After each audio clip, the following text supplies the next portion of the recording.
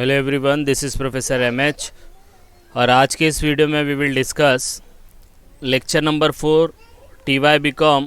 Subject is financial accounting, semester 6 April 2024 university paper solution, जिसके अंदर हम लोग देखने वाले chapter amalgamation, Sunrise limited and Cummins limited, जिसके अंदर हम लोग देखेंगे PC, calculation of PC and ledger accounts.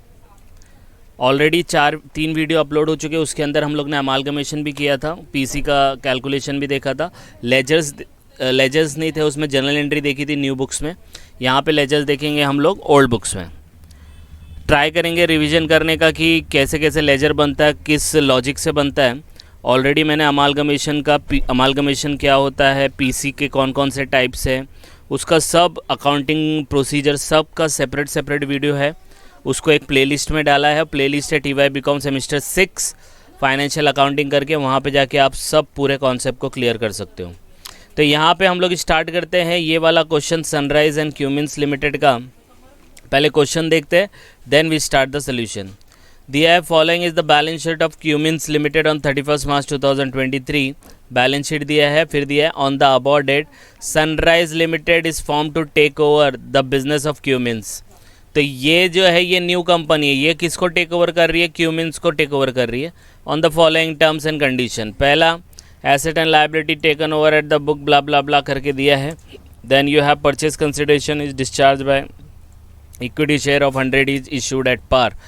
You are required to calculate PC and prepare realisation account and equity share holder account to close the books of Cummins limited. तो ये old books है।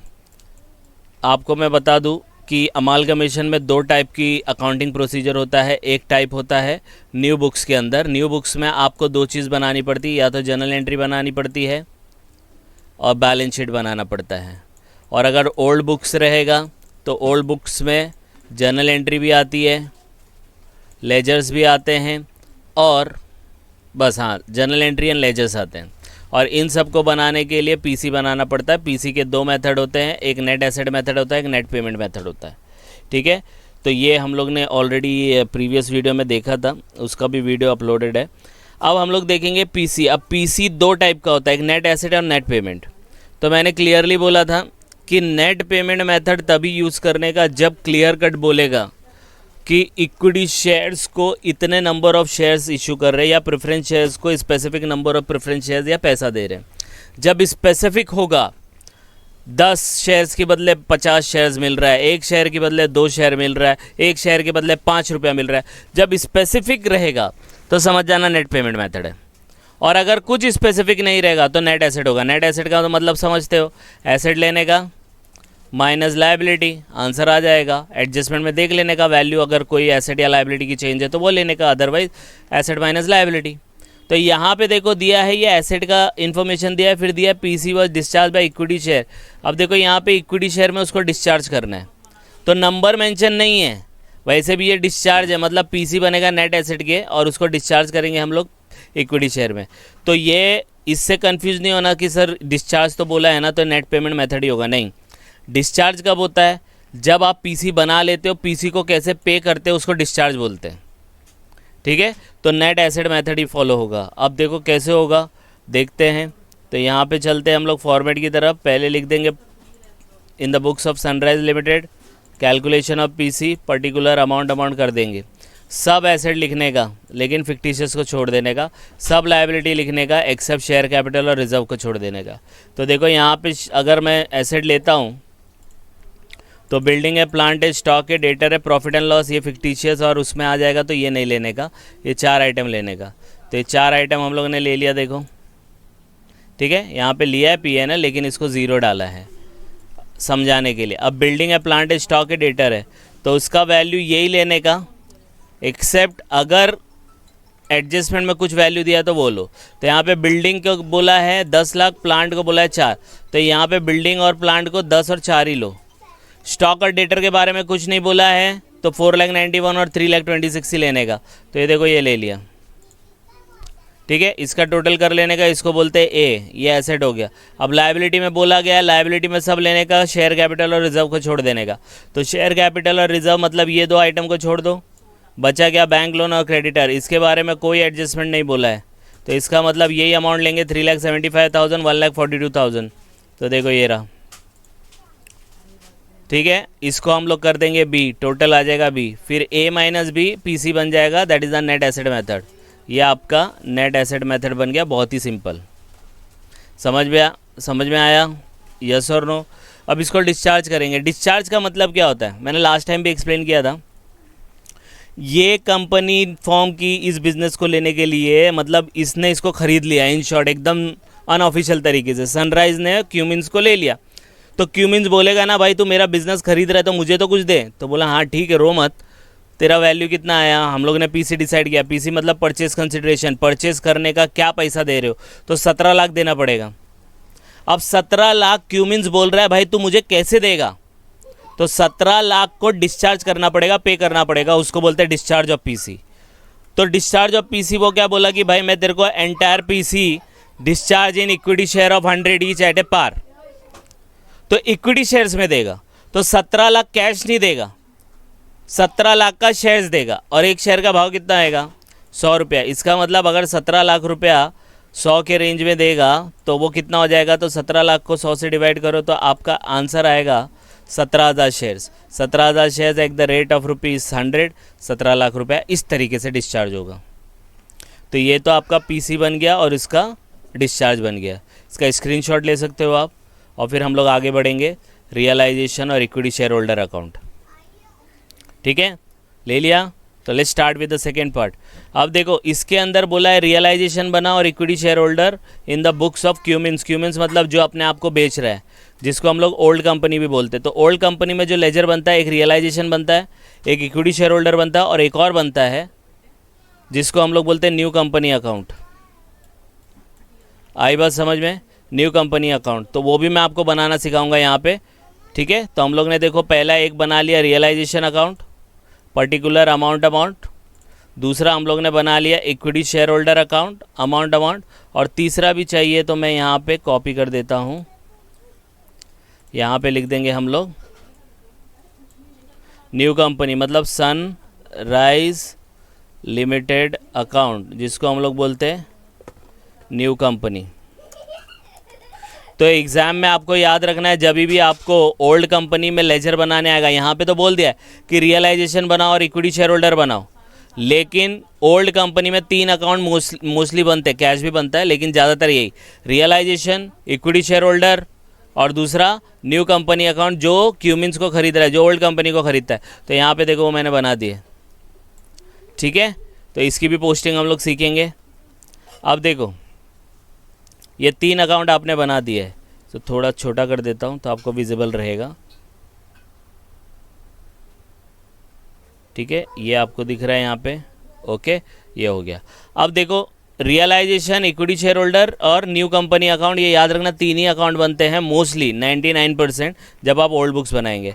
अब देखो इसका मतलब क्या है, old books क्या बोलता है कि सनराइज़ मेरे को क्यूमिंस बोलता है मुझे सनराइज़ खरीद रहा है। तो जब सनराइज़ क्यूमिंस को खरीदेगा या कोई भी कंपनी किसी को खरीदती है, तो जो खरीदने वाली कंपनी है और जो अपने आप को बेचने वाली कंपनी है, बेचने वाली कंपनी अपने आप को डिसॉल्व करती है, बंद करती है। तो बंद करने के टाइम पे उसको ये रियलाइजेशन अकाउंट बनाना पड़ता है, ओनर का अकाउंट बनाना पड़ता है और न्यू कंपनी का अकाउंट बनाना पड़ता है। याद रखना, जो कंपनी अपने आप को बेचती है उसको बिजनेस बंद करना होता है। बिजनेस बंद करने के लिए वो क्या बनाती है, रियलाइजेशन। अब बोलेंगे सर रियलाइजेशन क्यों, रियलाइजेशन नाम से पता चला, रियलाइजेशन आप रियलाइज़ करते हो कि हमारे पास क्या चीज़ है, एसेट कितने, हमारे पास लायबिलिटी कितनी है। इक्विटी शेयर होल्डर इसलिए बनाते पता चल सके कि ओनर को कितना पैसा मिलने वाला है, और न्यू कंपनी इसलिए बनाते कि ये पता चल सके कि न्यू कंपनी ओनर को कितना पैसा देने वाली है। तो ये लॉजिक समझ में आ रहा है। ठीक है, देखो पोस्टिंग तो आप लोग कर लोगे, बुक में से भी देख के कर लोगे और वैसे भी रट्टा मार लोगे, लेकिन एक बार लॉजिक समझ में आएगा तो कोई भी एडजस्टमेंट आएगा तो आपको समझेगा। ठीक है, अब इन तीनों अकाउंट में आपको पोस्टिंग जो करनी है वो करनी है ये 5। देखो मैंने यहाँ पे लिखा है, पहला asset transfer except fictitious asset, second liability transfer except share capital और रिजर्व, फिर थर्ड में ये जो फिक्टिशियस छोड़ा था और ये शेयर कैपिटल और रिजर्व छोड़ा था उसका पोस्टिंग करो, फोर्थ में पीसी और फिफ्थ में एनी अदर एडजस्टमेंट जो कि इसमें नहीं है। ये फिक्स फॉर्मेट है, एसेट ट्रांसफ़र, लायबिलिटी ट्रांसफ़र। बोलेंगे सर ये क्या है, ये तो रट्टा मारना हो गया। लॉजिक क्या है? लॉजिक देखो क्या है, आपने ये ओल्ड कंपनी ने बनाया ना, तो ओल्ड कंपनी अपना बुक्स क्लोज कर रही है, तो वो देखेगी मेरे कितने एसेट है, तो वो एसेट को लिख देगी। मेरी कितनी लायबिलिटी है वो लिख देगी। अब बोलेंगे सर ये एक्सेप्ट फिक्टिशियस और शेयर कैपिटल। शेयर कैपिटल और रिजर्व और फिक्टिशियस को इसलिए छोड़ा क्योंकि उसका अकाउंट हम लोग बना रहे इक्विटी शेयर होल्डर। तो इक्विटी शेयर होल्डर में शेयर कैपिटल डालो, रिजर्व भी प्रॉफिट होता है जो कि ओनर को ही बिलोंग करता है, और equity share holder are the actual owner of the company, they are the owner. ठीक है, और फिक्टिशियस जो होते हैं वो लॉस होते हैं, वो भी किसको बिलोंग करेगा? ओनर को ही बिलोंग करेगा। इसीलिए ये एक्सेप्ट जो बोला ना, except fictitious, except share capital, ये सब इसमें जाएगा। फिर पीसी का एंट्री मारो, अदर एडजस्टमेंट है तो पोस्ट करो, नहीं है तो छोड़ दो, टैली हो जाएगा। अब देखो कैसे होगा। इसके अंदर जब आप ये लेजर बनाते हो ना ओल्ड कंपनी में, तो सिर्फ बैलेंस शीट उठाने का, एडजस्टमेंट देखने का नहीं, एडजस्टमेंट नहीं देखने का, सिर्फ और सिर्फ ये ओल्ड बैलेंस शीट उठाने का। तो ओल्ड बैलेंस शीट में कैसा है, पहला क्या बोला, transfer all asset except fictitious. अब मैं आपको बता दूं, ये पहले ही बताया था, एसेट जो होता है वो डेबिट होता है, लायबिलिटी जो होता है वो क्रेडिट होता है। अब ये एसेट है, ये डेबिट है, तो वो बिज़नेस को बंद कर रहा है, तो वो क्या करेगा, क्यूमेंस ये सब चीज़ को एक जगह ला के रखेगा, तो वो जगह का नाम होता है रियलाइजेशन। तो ये डेबिट है, तो वो रियलाइजेशन के डेबिट में जाएगा और वो चारों आइटम लिख देगा। देखो लिख दिया, बिल्डिंग, मशीनरी, स्टॉक, डेटर। याद रखना इसके अंदर सिर्फ हम लोग ओल्ड बैलेंस शीट यूज़ करेंगे, ओल्ड बैलेंस शीट, एडजस्टमेंट नहीं देखने का। समझ में आया? यस और नो? तो ये चीज़ें आपको ध्यान में रखनी है। ओके, तो ओल्ड बैलेंस शीट, तो ओल्ड बैलेंस शीट में अमाउंट कितना है, 690, 435, 491, 326, तो यही अमाउंट देखो लिख दिया है। अब इसमें एक चीज़ हम लोग छोड़ दिए, फिक्टिशियस, तो फिक्टिशियस हम लोग छोड़ देंगे, ये वाला ये बाद में देंगे, इसको मैं सर्कल करके रखता हूँ। फिर सेकंड क्या है, लायबिलिटी, लायबिलिटी ट्रांसफ़र करो एक्सेप्ट शेयर कैपिटल और रिजर्व, तो इन दोनों को छोड़ दो, तो इन दोनों को हम लोग ने छोड़ दिया, शेयर कैपिटल रिजर्व। अब ये बैंक लोन है, ये क्या था, क्रेडिट था, तो ये रियलाइजेशन के क्रेडिट में जाएगा। बैंक लोन और क्रेडिटर देख लो, 3,75,000, 1,42,000, तो हो गया, पहला हो गया एंट्री, दूसरी भी हो गई, दो एंट्री हो गई कि नहीं होगी। थर्ड क्या बोला, जो फिक्टिशियस और शेयर कैपिटल आपने छोड़ा है उसका पोस्टिंग करो। तो अब शेयर कैपिटल तो आपने बनाया ना, इक्विटी शेयर होल्डर अकाउंट, तो इसमें पोस्टिंग करो। तो ये क्या है, हम लोग यहाँ से स्टार्ट करेंगे। इक्विटी शेयर 15 लाख है, जनरल रिजर्व, वो ओनर है तो वो उसी को बिलोंग करेगा। ये कौन सी साइड है, क्रेडिट साइड है, तो ओनर के क्रेडिट साइड में जाएंगे और दोनों देखो लिख देंगे। By balance brought down 15 lakh, general reserve 2,03,000, ये देखो यही है। तो ये देखो ये पूरा हो गया कि नहीं हो गया, ये पूरा हो गया, ये भी हो गया, सिर्फ आपका ये बाकी है। तो ये क्या है, profit and loss, it is like a profit only, लेकिन डेबिट साइड में तो लॉस है। जब प्रॉफिट शेयर होल्डर को बिलोंग करता है तो लॉस भी किसको बिलोंग करेगा, ओनर को ही बिलोंग करेगा, तो उसको डालो। आपको पता है ये डेबिट साइड है और ये क्रेडिट साइड है, तो ये दोनों अमाउंट को आपने क्रेडिट में डाला, तो ये अमाउंट को किधर डालोगे, डेबिट में, तो डेबिट में जाओ, to profit and loss, amount लिख दो, ये रहा 2,78,000, ये देखो ये रहा। ठीक है, तो ये थर्ड भी हो गया। अब फोर्थ एंट्री पास करेंगे, पीसी, फिक्स फॉर्मेट है, ये फिक्स है, पीसी का एंट्री पास करेंगे। अब पीसी मतलब उसको भी रियलाइजेशन में करना पड़ेगा। आपने सब एसेट यहाँ पे लिखे, एसेट का मतलब होता है जहाँ से अपने को फ्यूचर में इनकम मिले। लायबिलिटी यहाँ पे लिखी, ठीक है, जहाँ आपको फ्यूचर में पेमेंट करना होगा। ठीक है, अब जो पीसी का एंट्री होता है, वो पीसी का एंट्री कैसे होएगा, पीसी का एंट्री भी आपको ये लायबिलिटी साइड जहाँ पे ये लिखा है ना, इसी के नीचे पोस्ट कर देना है और लिखना है by Sunrise limited new company account 17 lakh. आई बात समझ में? तो 17 लाख आप एक पोस्टिंग इधर करोगे और दूसरा अकाउंट देखो आपने इधर बनाया, तो यहाँ पे करोगे, तो यहाँ पे आपको क्या लिखना पड़ेगा, टू रियलाइजेशन, और यहाँ पे आपको लिखना पड़ेगा 17 लाख।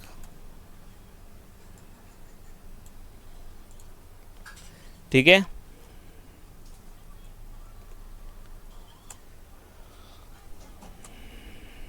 ओके। तो ये एक मैं इसको अलग कलर से देता हूँ जिससे आपको विजिबल रहे कि हाँ इसका पोस्टिंग इधर गया। दो इफेक्ट। अब बोलेंगे सर इन सब का दो इफेक्ट नहीं आएगा। अरे भाई यहाँ पे जो पीसी का एंट्री पास किया, सनराइज लिमिटेड आपने बनाया था, तो इसलिए एक इफेक्ट इधर, दूसरा इफेक्ट इधर। इन सब का दूसरा अकाउंट नहीं बना है, इसलिए सेकेंड इफेक्ट नहीं गया। ठीक है, तो ये देखो पीसी का भी एंट्री हो गया। फिर एनी अदर एडजस्टमेंट, कोई एडजस्टमेंट नहीं बचा है, यहाँ पे है भी नहीं, तो ये भी ख़त्म। बैलेंस शीट देख लो, सब चीज़ यूज़ किया क्या? यस, चारों यूज़ हो गया, ये भी यूज़ हुआ, ये भी, ये भी, ये भी, ये भी, ये भी सब यूज़ हो गया। अब क्या करने का? क्लोज़ करने का। क्लोज़ कर दो, क्लोज़ कर दो। इसका जो भी डिफरेंस आएगा वो इधर जाएगा, इसका जो भी डिफरेंस जाएगा वो इधर जाएगा। अभी देखो कैसे होएगा। अब इस साइड का मैं जब टोटल करता हूँ तो इस साइड का टोटल आता है 22,17,000, ये साइड का टोटल करता हूँ तो आता है 22,17,000, सॉरी इसका टोटल आता है 19,42,000, इसका आता है 22,17,000। तो 22,17,000 मैं इधर लिखूँगा टोटल, फिर इधर पे भी लिखूँगा, फिर ये 22,17,000 में से ये चारों अमाउंट माइनस कर दूँगा। तो ये चारों अमाउंट माइनस करेंगे तो आपको एंट्री मिलेगा 2,75,000, और ये 2,75,000 प्रॉफिट हो गया। और ये प्रॉफिट आप किधर ट्रांसफ़र करोगे? किसको बिलोंग करेगा? शेयर होल्डर को। तो एक इफेक्ट इधर, ठीक है, और दूसरा इफेक्ट ये है, यहाँ पे डेबिट में है तो यहाँ पे क्रेडिट में चला जाएगा। ये रहा रियलाइजेशन। समझ में आया? यस और नो? ठीक है, अब इसको क्लोज करेंगे, इक्विटी शेयर होल्डर को। अब इसको क्लोज करेंगे तो यही साइड बड़ा दिख रहा है, तो कितना आएगा टोटल? 19,78,000। यहाँ पे भी 19,78,000 लिखेंगे। अब डिफरेंस कितना आएगा? 278 माइनस करो तो आ जाएगा 17 लाख। ठीक है, अब इक्विटी शेयर होल्डर को ये 17 लाख क्या मिल रहा है? तो ये डिफरेंस है ना, 17 लाख कहीं देखा था ना, ये देखो ये रहा। तो ये जब 17 लाख मिलेगा, इसका मतलब क्या है? इक्विटी शेयर होल्डर में जो 17 लाख का डिफरेंस आ रहा है, तो ये 17 लाख मिलेगा। तो क्या मिलेगा? हम लोग ने यहाँ पे देखो पीसी डिस्चार्ज किया था, इक्विटी शेयर्स मिलेगा पार पे। और किसका इक्विटी शेयर? सनराइज़ का। तो इसके अंदर हम लोग लिखेंगे to equity shares of Sunrise limited account, इतना 17 लाख एक इफेक्ट इधर। ठीक है, अब ये सनराइज़ है तो सनराइज़ का अकाउंट बना है, तो एक इफेक्ट डेबिट में है, दूसरा इफेक्ट किधर जाएगा? क्रेडिट में जाएगा। ठीक है, तो यहाँ पे आप लिखोगे bye equity share holders, amount लिखेंगे 17 लाख, और ये देखो ये टैली हो गया। तो ये क्वेश्चन एग्ज़ाम में नहीं पूछा था, लेकिन मैंने बना दिया कि ये इस तरीके से बनेगा, एक इफेक्ट इधर, एक इफेक्ट इधर। तो ये आपका 10 मार्क का क्वेश्चन था जो पूछा गया था। बहुत ही सिंपल क्वेश्चन था, मैंने ट्राई किया है कि पूरा रिवाइज़ कर सकूं जो जो भी इसमें पूछा है उससे रिलेटेड। तो ये हम लोग ने कर लिया है। ये पहला एक स्क्रीनशॉट ले लो, फिर ये दूसरा आप स्क्रीनशॉट ले सकते हो। ठीक है, तो इसको गो थ्रू कर लो। कुछ डाउट आता है तो कमेंट करके बता सकते हो। And please like and subscribe for more videos. Thank you.